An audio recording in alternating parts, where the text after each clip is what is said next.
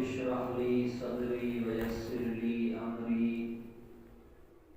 واحلل عقدة من لساني يفقهوا قولي. وقال الله تبارك وتعالى في كلامه المجيد: فلولا نفر من كل فرقة منهم طائفة ليتفقهوا في الدين ولينذروا قومهم إذا رجعوا إليهم لعلهم يحذرون. وقال رسول الله صلى الله عليه وسلم: خيركم من تعلم القرآن وعلمه. وقال في حديث آخر: خير الناس من ينفع الناس، أو كما قال عليه الصلاة والسلام: صدق الله مولانا العظيم وصدق رسوله النبي الكريم.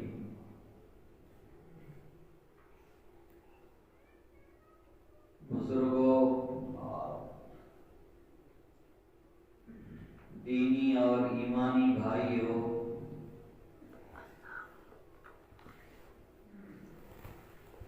اللہ تبارک و تعالیٰ کا بے انتہا شکر ہے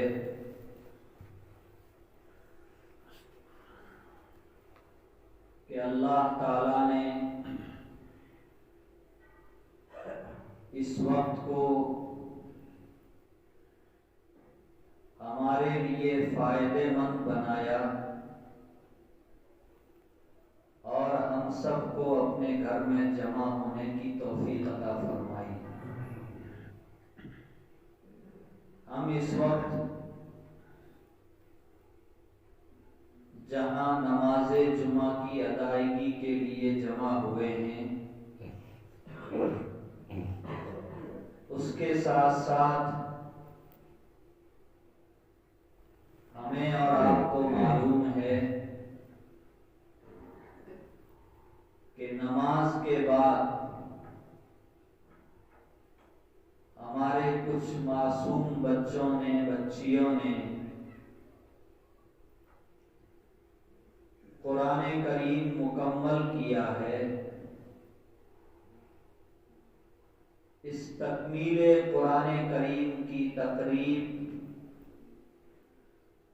اور اس تکمیل قرآن کریم کی دعا کی مجلس میں ہم اور آپ شرکت کرنے کے لیے جہاں جمع ہوئے ہیں۔ قرآن کریم یہ اللہ تبارک و تعالی سے نکلا ہوا کلام ہے۔ اللہ کی ذات سے نکلا ہوا جو کلام ہے،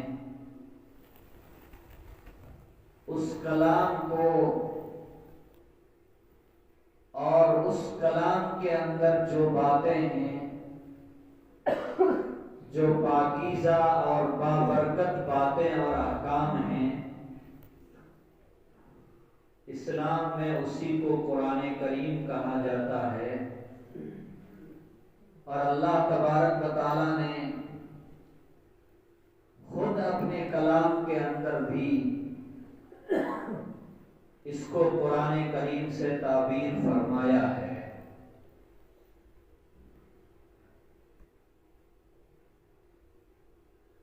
یہ قرآن کریم مکمل 30 پاروں پر مشتمل ہے۔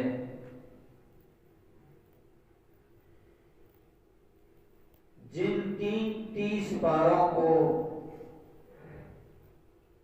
مسلمانوں کے معصوم اور چھوٹے چھوٹے بچے اللہ کی قدرت،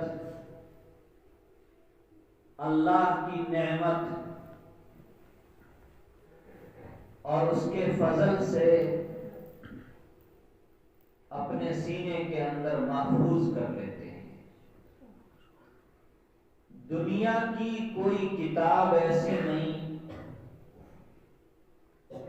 دنیا کا کوئی صحیفہ ایسا نہیں دنیا کی کسی زبان کی کوئی پستک اور کوئی کتاب ایسی اور بک ایسی نہیں ہے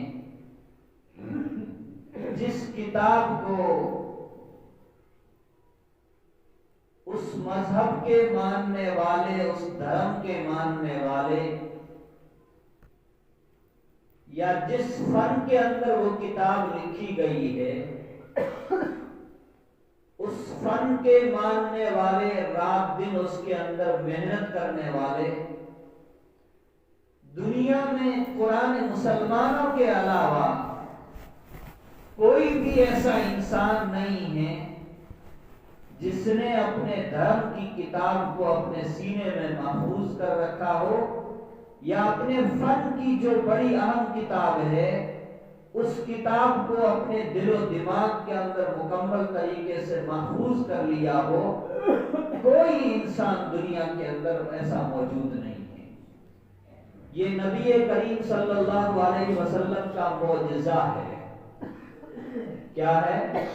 معجزہ ہے کہ آپ کے صحابہ کرام رضوان اللہ تعالی علیہم اجمعین نے اس قرآن کریم کو اپنے سینے کے اندر محفوظ کیا، اور قیامت تک جب تک اسلام اور مسلمان زندہ ہیں، مسلمانوں کے بچے اس پاکیزہ کتاب کو، اس مقدس کتاب کو اپنے سینے کے اندر محفوظ کرتے رہیں گے اللہ کے فضل و کرم سے۔ مسلمانوں میں ہی ایک فرقہ ہے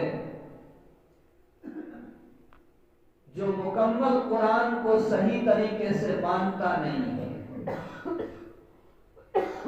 تو قرآن کریم کو جو صحیح طریقے سے ماننے والے لوگ تھے، انہوں نے ان کو چیلنج دیا کہ اگر تم قرآن پر ایمان رکھتے ہو، اگر تم قرآن کو اللہ کی سچی کتاب سمجھتے ہو، تو تم اپنی جماعت میں سے چند ایسے بچے بتا دو، ایسے حفاظ بتا دو جنہوں نے اپنے سینے کے اندر قرآن کریم کو مکمل طریقے سے محفوظ کر لیا۔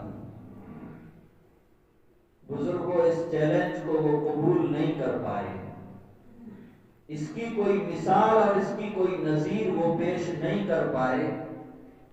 یہ مسلمانوں کے لیے بڑے فخر کی بات ہے، اور مسلمانوں کے لیے اللہ کے یہاں بڑے مرتبے کی بات ہے، عزت کی بات ہے کہ مسلمانوں کے چھوٹے چھوٹے معصوم بچے بہترین انداز میں اس کو ناظرہ کے طور پر دیکھ کر کے بھی پڑھتے ہیں، اور اسی کتاب کو اپنے سینے کے اندر محفوظ کر لیتے ہیں۔ اور مدرسوں میں بہت سے ایسے بچے اور حفاظ ملیں گے جو ایک جگہ بیٹھ کر کے قرآن کریم کے پورے 30 کے 30 پارے بغیر غلطی کے سنا سکتے ہیں۔ یہ انسان کے بس کی بات نہیں تھی، یہ انسان کے قدرت کی بات نہیں تھی، یہ تو اللہ نے جو وعدہ کیا تھا قرآن کریم کے اندر، اور نبی علیہ الصلوۃ والسلام کو جو معجزہ دیا تھا، اللہ یہ کرشمہ دنیا کے سامنے دکھانا چاہتے ہیں، اور اللہ اپنی قدرت کو لوگوں کے سامنے ظاہر کرنا چاہتے ہیں۔ اللہ نے فرمایا اِنَّا نَحْنُ نَزَّلْنَا الذِّكْرَ وَإِنَّا لَهُ لَحَافِظُونَ اِنَّا نَحْنُ نَزَّلْنَا الذِّكْرَ وَإِنَّا لَهُ لَحَافِظُونَ، ہم ہی نے اس قرآن کریم کو اتارا ہے، اور ہم ہی اس قرآن کریم کی مکمل طریقے سے حفاظت کریں گے، اس کی نگرانی کریں گے۔ تو اللہ اپنے وعدے کو پورا فرما رہے ہیں۔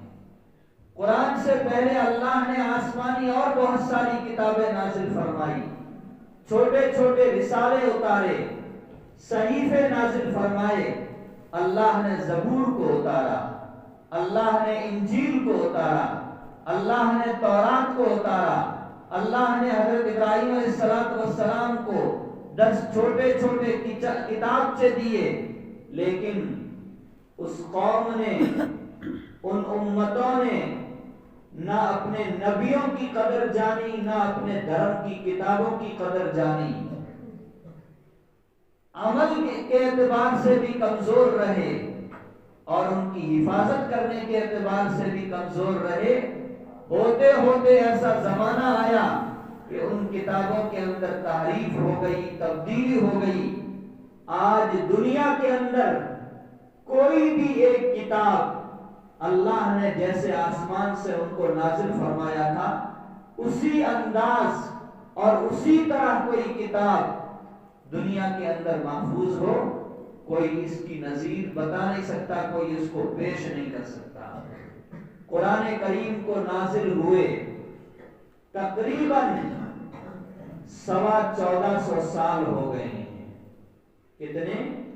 1450 سال، 15ویں صدی چل رہی ہے گویا۔ قرآن کریم کو اللہ نے 7 لغتوں میں یا 10 لغتوں میں اس کو اتارا۔ جیسا اللہ نے اتارا تھا آج بھی قرآن کریم کو اسی انداز میں پڑھنے والے قاری حضرات دنیا میں موجود ہیں۔ قرآن کریم کی کسی آیت کو 7 طریقے سے پڑھا جاتا ہے، کسی آیت کو، کسی لفظ کو 10 طریقے سے پڑھا جاتا ہے۔ جس طرح قرآن محفوظ ہے سند کے ساتھ میں، جس طرح حدیثیں محفوظ ہے سند کے ساتھ میں، اسی طرح قرآن کی جو الگ الگ قرأتیں ہیں، اللہ نے ہر زمانے میں ایسے علماء اور قراء کو پیدا کیا جنہوں نے قرآن کے پڑھنے کے اس انداز کو بھی اسی طرح محفوظ کر دیا۔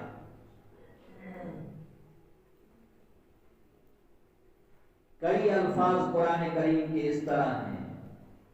تو بزرگوں، میں عرض یہ کر رہا تھا، یہ اللہ کی کتاب ہے جس کی حفاظت کی گارنٹی قیامت تک اللہ نے لی ہے۔ یہ ہمارے لیے اور آپ کے لیے بڑی نیک بختی اور بڑی خوش قسمتی اور بڑی سعادت کی بات ہے کہ اللہ تعالی ہم لوگوں کو قرآن کریم پڑھنے کی توفیق دے رہا ہے، اور اللہ ہماری اولاد میں ایسے بچے پیدا فرما رہے ہیں کہ جن بچوں کے سینوں کے اندر، ہماری اولاد کے سینوں کے اندر وہ قرآن کریم مکمل طریقے سے محفوظ ہے۔ ہمیں اس بات کے اوپر اللہ تبارک و تعالیٰ کا شکر ادا کرنا چاہیے اور اللہ سے دعا کرنی چاہیے کہ اے اللہ، تو نے جو ہم کو قرآن کریم کے پڑھنے کی توفیق دی ہے، آئندہ آنے والی نسلوں کو بھی تو اسی طرح قرآن کریم کے پڑھنے کی توفیق دیتے رہنا۔ قرآن میں اللہ تعالیٰ نے قرآن کریم کی جگہ جگہ صفات بیان فرمائی کہ قرآن کیا ہے۔ ایک جگہ اللہ نے فرمایا شہر رمضان الذی انزل فیہ القرآن ھدی للناس وبینات من الھدی والفرقان۔ قرآن کریم اللہ نے اس لیے اتارا ہے کہ وہ لوگوں کو سب سے سیدھا راستہ دکھاتا ہے۔ کون سا راستہ دکھاتا ہے؟ سب سے سیدھا راستہ دکھاتا ہے۔ اب سیدھا راستہ کون سا ہے؟ نبی علیہ الصلوۃ والسلام نے قرآن کریم کی تفسیر کر کے حدیثوں کے ذریعے بتلا دیا کہ قرآن نے جو راستہ بتلایا ہے وہ یہ سیدھا راستہ ہے، اس راستے کو چھوڑ کر کے چلو گے تو یہ سیدھا راستہ نہیں ہوگا بلکہ یہ ٹیڑھا میڑھا راستہ ہے، اور آگے جا کر کے ہو سکتا ہے یہ راستہ کہیں ختم ہو جائے۔ قرآن نے جو راستہ بتایا ہے وہ پل صراط سے گزر کر کے سیدھا جنت تک جاتا ہے۔ کہاں تک جاتا ہے؟ جنت تک جاتا ہے۔ تو قرآن کی ایک صفت تو اللہ تبارک و تعالیٰ نے یہ بیان فرمائی۔ دوسری جگہ قرآن کریم میں اللہ نے فرمایا ذالک الکتاب لا ریب فیہ ھدی للمتقین۔ اللہ نے یہ کتاب نازل فرمائی لا ریب فیہ، اس میں ذرہ برابر بھی کوئی شک و شبہ نہیں ہے۔ کیا نہیں ہے؟ ذرہ برابر بھی کوئی شک و شبہ نہیں ہے۔ ہدی للمتقین، جو لوگ طلبگار ہوں گے، جن لوگوں کے دلوں میں اللہ کا ڈر اور اللہ کا خوف ہوگا، یہ قرآن ان کو ایک دن ضرور سیدھے راستے کے اوپر لے آئے گا۔ ان ھذا القرآن یہدی للتی ہی اقوم ویبشر المؤمنین الذین یعملون الصالحات ان لهم اجرا کبیرا۔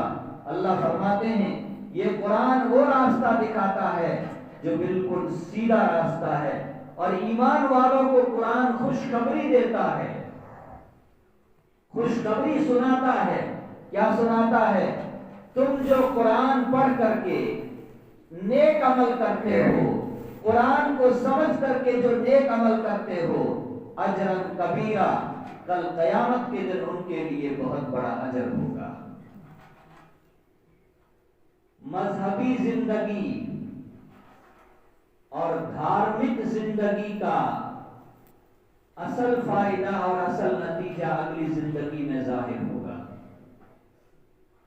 ایک بات تھوڑا غور سے سمجھ لیں، مذہبی اور دھارمک زندگی کا اصل فائدہ اور اصل نتیجہ اور اصل اس کا ثواب اس وقت سامنے آئے گا جب قبر کی زندگی گزار کر کے ہم کو دوبارہ زندہ کیا جائے گا۔ لوگ یہ کہتے ہیں کہ قرآن کریم اللہ نے فرمایا مبارکن، یہ قرآن کریم بڑی بابرکت کتاب ہے، جیسے اللہ نے اپنے گھر کے بارے میں فرمایا، بیت اللہ کے بارے میں فرمایا، ان اول بیت وضع للناس للذی ببکۃ مبارکا وہدی للعالمین، کہ مکہ مکرمہ کے اندر اللہ کا جو سب سے پہلا گھر تعمیر کیا گیا ہے، اول بیت وضع للناس، جو لوگوں کے لیے مکہ مکرمہ کے اندر سب سے پہلا گھر تعمیر کیا گیا ہے، کس نے تعمیر کیا؟ اللہ تبارک و تعالیٰ کے حکم سے اور فرشتوں کی مدد سے سب سے پہلے حضرت جبرائیل علیہ السلام نے اس گھر کو تعمیر فرمایا تھا۔ طوفان نوح کے اندر جب پوری زمین کے اندر پانی ہی پانی تھا اور سارے لوگ پانی میں ڈوب ڈوب کر کے مر رہے تھے، نوح علیہ السلام کی کشتی تھی، اللہ نے اس کے اندر جن لوگوں کو سوار ہونے کا حکم دیا، جو اس میں سوار ہوئے وہ تو بچ گئے، انسان بھی، شیر بھی، جنات بھی، مرغ بھی، کتا بھی، ہر طرح کے جانوروں کو نوح علیہ السلام نے کشتی کے اندر سوار کیا اللہ کے حکم کے مطابق۔ جو اس میں سوار ہو گئے وہ بچ گئے، جو سوار نہیں ہوئے ان کے ساتھ وہ سارے کے سارے غرق ہو گئے، یہاں تک کہ ان کا بیٹا بھی چلا گیا۔ کون چلا گیا؟ بیٹا نوح علیہ السلام کی آنکھوں کے سامنے پانی میں غرق ہو رہا تھا، سیلاب کے اندر غرق ہو رہا تھا۔ نوح علیہ السلام کے دل کے اندر رحم آیا، اے اللہ میرا بیٹا ہے۔ اللہ نے فرمایا تمہارا بیٹا ہے خونی اعتبار سے، لیکن اس نے تمہارا کلمہ نہیں پڑھا ہے۔ قال یا نوح انه ليس من اهلك انه عمل غیر صالح۔ اے نوح علیہ السلام، یہ تمہاری فیملی کا، یہ تمہارے خاندان کا اور یہ تمہاری دینی برادری کا انسان نہیں ہے۔ انه عمل غیر صالح، یہ جو دنیا کے اندر کام کرتا تھا وہ نیک کام نہیں تھے بلکہ وہ برے کام تھے۔ تو اللہ نے بیٹے کو بھی کشتی میں سوار نہیں کیا اور اس کو غرق کر دیا۔ طوفان نوح کے اندر جب پوری دنیا میں پانی ہی پانی تھا تو بیت اللہ کے اوپر بھی پانی بہا اور بیت اللہ کی دیواریں گر گئی اور مٹی کے اندر وہ دب گیا۔ اللہ نے ابراہیم علیہ السلام کو نبی بنایا تو ابراہیم علیہ السلام کو حکم دیا، ابراہیم میرے گھر کی صفائی کرو اور اس کی تعمیر ثانی کرو۔ تو دوسری مرتبہ اللہ کے گھر کو ابراہیم علیہ السلام نے بنایا۔ انہوں نے جس طرح بنایا تھا پھر قریش مکہ نے بنایا۔ قریش مکہ نے حتیم کو باہر چھوڑ دیا، اس لیے کہ تعمیر کے لیے ان کے پاس میں جائز روپے نہیں تھے، حرام مال تھا، حلال مال نہیں تھا، اور ان کا یہ یقین تھا، یہ ایمان تھا کہ اللہ کے گھر کے لیے ہم حلال مال لگائیں گے، حرام مال نہیں لگائیں گے۔ تو حلال مال جو جمع ہوا تھا اس کے ذریعے اتنی ہی تعمیر ہو سکتی ہے۔ جو لوگ حج اور عمرہ کر کے آئے ہیں یا ہم ویڈیو کے اندر دیکھتے ہیں تو دیکھتے ہیں حتیم کا حصہ یوں باہر چھوڑا ہوا ہے، چھوٹی سی دیوار ہے، وہ پہلے بیت اللہ کے اندر شامل تھی لیکن حلال کمائی کا پیسہ نہ ہونے کی وجہ سے اس کو بیت اللہ سے باہر کر دیا گیا۔ اس گھر کے بارے میں اللہ نے جو بات بیان فرمائی ہے، قرآن کریم کے بارے میں بھی اللہ نے وہ بات بیان فرمائی، ان اول بیت وضع للناس الذی ببکہ، سب سے پہلا گھر جو مکہ کے اندر تعمیر کیا گیا۔ کہاں تعمیر کیا گیا؟ مکہ مکرمہ کا دوسرا نام، پہلے اس کا نام بکہ بھی تھا، تو قرآن میں اسی نام سے مکہ مکرمہ کو یاد کیا۔ ان اول بیت وضع للناس الذی ببکہ، وہ گھر کیسا ہے؟ قرآن کی جو دو صفتیں میں نے آپ کے سامنے ذکر کی، اللہ نے بیت اللہ کی بھی وہی دو صفتیں قرآن کریم کے اندر ذکر فرمائی، مبارکن وہدی للعالمین۔ اللہ کا گھر بڑا بابرکت ہے اور اللہ کا گھر ساری دنیا کو سیدھا راستہ دکھانے والا ہے۔ کیا کرنے والا ہے؟ ساری دنیا کو سیدھا راستہ دکھانے والا ہے۔ اس لیے میرے بزرگوں اور دوستوں، ہم دنیا کی چمک دھمک کو، دنیا کے ماحول کو دیکھ کر کے ہم متاثر نہ ہوں۔ ہمارا یہ یقین ہونا چاہیے، یہ ایمان ہونا چاہیے کہ ہم جس حالت میں بھی ہوں، ہو سکتا ہے ہماری اپنی ایمانی کمزوری کی وجہ سے ہمارے اندر اعمال صالحہ نہیں ہیں، لیکن قرآن پر، اللہ پر، رسول اللہ صلی اللہ علیہ وسلم پر، اسلام پر ہمارا ایمان اور یقین کامل ہونا چاہیے، اور یہ یقین ہونا چاہیے کہ نبی علیہ السلام کے دنیا میں تشریف لانے کے بعد جو اللہ کو سچا جانے گا، قرآن کو سچا جانے گا، رسول کو سچا جانے گا، آخرت پر یقین رکھے گا، انشاءاللہ اللہ تبارک و تعالی ایک دن کل قیامت کے دن اس کا بیڑا پار فرما دیں گے۔ لیکن جو آدمی نبی علیہ السلام کے دنیا میں تشریف لانے کے بعد قرآن کے اوپر یقین نہیں رکھتا ہے، رسول اللہ صلی اللہ علیہ وسلم کو سچا نہیں مانتا ہے، بزرگوں، قرآن اس کی نجات اور قرآن اس کی حفاظت اور قرآن اس کے جنت میں داخل ہونے کی کوئی گارنٹی نہیں دیتا ہے۔ اللہ کا شکر ہے، جگہ جگہ کہتا ہوں، اللہ کا شکر ہے، ہمارے بزرگوں نے قربانیاں دی، ہمارے بزرگ علماء سے، پیروں سے جڑے رہے، صحیح پیروں سے جڑے رہے، ان کے جڑنے کے نتیجے میں آج ہمارے گھروں کے اندر معصوم بچے بہترین انداز میں قرآن کریم کی تلاوت کرتے ہیں، ایسی تلاوت کرتے ہیں کہ فرشتوں کی جماعت بھی اگر پاس سے گزرے، اللہ کی قسم ان کی سریلی آواز کو سن کر کے فرشتے بھی ان کی بہترین آواز میں قرآن سننے کے لیے تھوڑی دیر رک جائیں۔ دنیا کے کئی جگہ کے لوگ آتے ہیں، ہم کو ان کے ساتھ گھومنے کا، مکاتب میں، مدارس میں جانے کا موقع ملتا ہے، کہتے ہیں آپ کے یہاں کے بچوں اور بچیوں کو اللہ نے ایسی بہترین آواز دی ہے کہ اگر ان کے گلے کے اندر جو یہ حلقوم ہے، اس حلقوم کو خریدا جائے اور خرید کر کے ہمارے بچوں کے گلے کے اندر لگایا جائے تو ہم ان حلقوم کو خرید کر کے اپنے بچوں کے گلوں کے اندر لگا دیں۔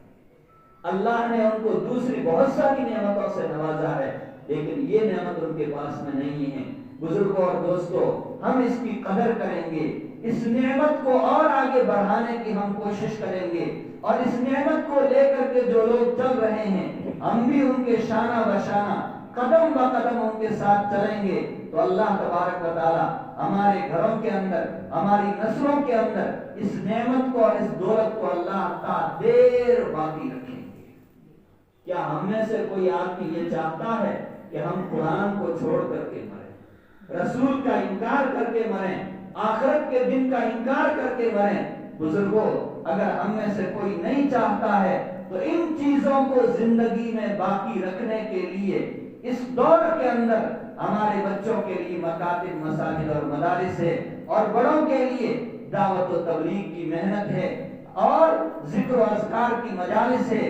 ہم ان چیزوں سے جڑے رہیں گے، ہم ان کاموں سے جڑے رہیں گے، ہم بہت بڑا کام نہیں کر پائیں گے، لیکن اللہ کی ذات سے یقین ہے کہ اگر ہم کسی بڑی شخصیت سے، ہم کسی بڑے کام سے، ہم کسی نفع والے کام سے جڑے رہے، اللہ کل قیامت کے دن اعلان فرمائے گا فرشتوں کے ذریعے، جنہوں نے اس دینی کام میں تعاون کیا تھا، جو اس مشن میں شریک تھے، جنہوں نے اس مقصد کو زندگی کا مقصد بنا کر کے آگے چلتے رہے، آج میری طرف سے ان سب کے لیے اعلان ہے کہ جنت میں چلے جاؤ۔ اور یہ تو حدیث کا مفہوم ہے میرے بزرگوں، میں نہیں کہہ رہا ہوں۔ حدیث میں فرمایا گیا کل قیامت کے دن انبیاء سفارش کریں گے۔ کون کریں گے؟ انبیاء اپنی امت کی سفارش کریں گے، نیک لوگ صلحاء اپنے رشتہ داروں کی سفارش کریں گے، جو اللہ کے راستے میں شہید ہو گئے وہ سفارش کریں گے، علماء سفارش کریں گے، اور اگر کسی کے گھر میں حافظ قرآن ہیں اور اس حافظ قرآن نے اپنی زندگی کو بھی قرآن کریم کے مطابق گزارا ہے، قرآن کے پڑھنے کا اپنا ثواب ہے، ہر حرف پر 10 نیکیاں ملتی ہے، اور رمضان میں اس کا بھاؤ بہت بڑھ جاتا ہے۔ رجب کا مہینہ شروع ہونے والا ہے، بات دوسری آ جائے گی۔ تو نبی علیہ السلام حافظ قرآن اگر کسی کے گھر میں ہیں اور وہ حافظ قرآن نے اپنی زندگی، عملی زندگی قرآن کریم کے مطابق گزاری ہے، حدیث کہتی ہے، کون کہتی ہے؟ حدیث کے اندر نبی علیہ السلام نے فرمایا اللہ کل قیامت کے دن اس حافظ قرآن سے جس نے اپنی زندگی قرآن کریم کے مطابق گزاری ہے، اللہ اس سے فرمائے گا اے حافظ قرآن، تیرے ایسے 10 رشتہ داروں کو ہاتھ پکڑ کر کے تو جنت میں داخل کر دے۔ میں آج تجھے یہ اختیار دیتا ہوں، آج یہاں کسی کا بس نہیں چلتا، آج کسی کا اختیار نہیں چلتا، آج میری حکومت ہے، میں جو کہوں گا وہ یہاں بات چلے گی، میں تجھے اجازت دیتا ہوں تو اپنے ایسے 10 رشتہ داروں کے جن کے اوپر جہنم واجب ہو چکی تھی، کیا ہو چکی تھی؟ جہنم واجب ہو چکی تھی، تو ان کے ہاتھ پکڑ کر کے ان کو جنت کے اندر داخل فرما دے۔ میرے بزرگوں اور دوستوں، بہت بڑی دولت ہے، بہت بڑی نعمت ہے، ہم دنیا کے چکا چوندی کی طرف اور دنیا کے اس برے ماحول، دنیا کی عیش پرستی، دنیا کی آرائش کی طرف ہم دوڑنے کی کوشش نہ کریں۔ ہم یہ سوچیں اللہ رزق حلال دے رہا ہے، روزی روٹی کا انتظام اللہ کر رہا ہے، ہمیں ہاتھ پہ ہاتھ دھرنے کا حکم نہیں، ہمیں زندگی کے اندر کمانے کا اسباب اختیار کرنے کا حکم دیا ہے۔ ہم حلال طریقے سے اپنے طور پر جتنے اسباب اختیار کرنے چاہیے اس کو اختیار کر رہے ہیں، لیکن اس کے ساتھ ساتھ ہماری مذہبی زندگی بھی بالکل صحیح ہونی چاہیے۔ نمازوں کے ہم پابند ہوں، روزوں کے ہم پابند ہوں۔ اللہ نے جن کو قرآن کریم کی دولت سے نوازا ہے وہ صبح و شام قرآن کریم کی تلاوت کو اپنی عادت بنا لیں، اللہ کے حقوق کو بھی ادا کرنے کی کوشش کریں اور بندوں کے حقوق کو بھی ادا کرنے کی کوشش کریں۔ 100% کوئی مسلمان نہ اللہ کے حق کو ادا کر سکتا ہے نہ بندے کے حق کو ادا کر سکتا ہے، لیکن جو مسلمان کوشش کرے گا، دوڑے گا کہ میں اللہ کے حقوق کو بھی ادا کر دوں، بندوں کے حقوق کو بھی ادا کر دوں، تو اللہ تبارک و تعالیٰ اس کو ضرور اس کی توفیق دیں گے کہ 100% نہیں تو وہ 100% کے قریب پہنچ جائے گا۔ اس لیے میرے بزرگوں اور دوستوں، نماز کے بعد میں بچے اور بچیاں قرآن کریم جن کا مکمل ہوا ہے ان کی دعا ہوگی، ہم دعا کے اندر شریک ہوں۔ ختم قرآن کے اوپر دعائیں قبول ہوتی ہے، ختم قرآن کے اوپر دعائیں قبول ہوتی ہے، اس لیے جہاں اس طرح کی مجلسیں ہوں ہم اپنی سعادت اور نیک بختی سمجھ کر کے ان مجلسوں کے اندر شریک ہونے کی کوشش کریں۔ جو بچے بچیاں اس طرح کے مکاتب میں، مدارس میں پڑھتے ہیں، ہم ان کے حوصلوں کو بڑھانے کی کوشش کریں، ان کے اساتذہ کی ہم قدر کریں، ان کو بھی حوصلہ دینے کی کوشش کریں۔ علماء نے لکھا ہے کہ جو آدمی علماء کی قدر کرتا ہے، قرآن کی قدر کرتا ہے، اللہ نے اس کی اولاد میں اگر عالم حافظ پیدا نہیں کیا اس کے پوتوں میں پوتیوں میں ضرور اللہ کسی کو عالم اور حافظ قرآن ضرور بنائے. اور ہم نے اپنی آنکھوں سے دیکھا ہے، مشاہدہ کیا ہے، جو لوگ بالکل جاہل تھے، ان پڑھ تھے، لیکن انہوں نے قرآن کریم کی قدر کی، قرآن اٹھا کر چلنے والے لوگوں کی قدر کی. آج ان کی نسلوں کے اندر اللہ نے ایسے بڑے بڑے دائی پیدا کر دیے جو پورے صوبے کے اندر، پورے ملک کے اندر اور ملک سے باہر جا کر کے بھی دین کی دعوت کا کام کر رہے ہیں، دین کی خدمت کا کام کر رہے ہیں. اللہ کے لیے کوئی مشکل نہیں ہے. اللہ بہانہ دیکھتا ہے، اللہ طلب اور جستجو کو دیکھتا ہے. رحمت حق بہانہ بھی جویت، اللہ کی رحمت ڈھونڈتی ہے، رحمت بہانہ ڈھونڈتی ہے. کوئی بندہ میرے قریب آنے کا بہانہ تو کرے، اللہ فرماتے میں اس کو عطا کرنے کے لیے تیار ہوں. صبح صبح ایک فرشتہ اعلان کرتا ہے، کون ہے جو اللہ سے مغفرت طلب کرے، اللہ فرماتے میں اس کی ضرور مغفرت کر دوں گا. کون ہے جو حلال روزی مجھ سے مانگے، میں ضرور اس کے لیے حلال روزی کا انتظام کروں گا. تو میرے بزرگوں اور دوستو، اللہ نے ہم کو جو یہ نعمتیں دی ہے، یہ اس طرح کی مجلسیں، یہ اس طرح مل جل کر کے مسجدوں کے اندر جمع ہونا. لوگ ترستے تھے، کیا کرتے تھے؟ ترستے تھے کوئی ہم کو دین کی بات بتانے والا مل جائے. لوگ ترستے تھے کوئی نماز جنازہ پڑھانے والا مل جائے. لوگ ترستے تھے کوئی امامت کرنے والا مل جائے. اللہ کا شکر ہے، بزرگوں کی قربانیاں ہیں، یہ نعمتیں آج ہمارے گھروں کے دروازوں کے اوپر کھڑی ہے. کوئی لینے والا ہو، کوئی قدر کرنے والا ہو، اللہ کی نوازش کے اندر کوئی کمی نہیں ہے. اللہ تعالی ہم سب کے مل بیٹھنے کو قبول فرمائے. جو باتیں کہی گئی ہے، اللہ مجھے بھی اور ہم سب کو ان باتوں کے اوپر عمل کرنے کی توفیق عطا فرمائے. اور اللہ نے جس کڑی سے ہم کو جوڑ دیا ہے، جس نسبت سے، جس رشتے سے اللہ نے جوڑ دیا ہے، اللہ قیامت تک ہماری نسلوں کو اسی نسبت اور اسی رشتے سے جوڑے رکھے. آج ہم دنیا میں جس طرح جمع ہیں، اللہ کل قیامت کے دن اسی طرح ہم سب کو جمع کر کے کہہ دے کہ تم نے دین کی بات سنی تھی، دین سے محبت کی تھی، قرآن سے محبت کی تھی. آج اس سارے مجمع کے لیے میری طرف سے یہ اعلان ہے کہ یہ سارا مجمع جنت میں داخل ہو جائے. اللہ ہمارے لیے ایسے اسباب پیدا فرمائے، اللہ ہم سب کو ایسے اعمال کرنے کی توفیق عطا فرمائے. وآخر دعوانا الحمدللہ رب العالمین. Thanks for watching. Don't forget to like, comment, share and subscribe to Al Wahid channel.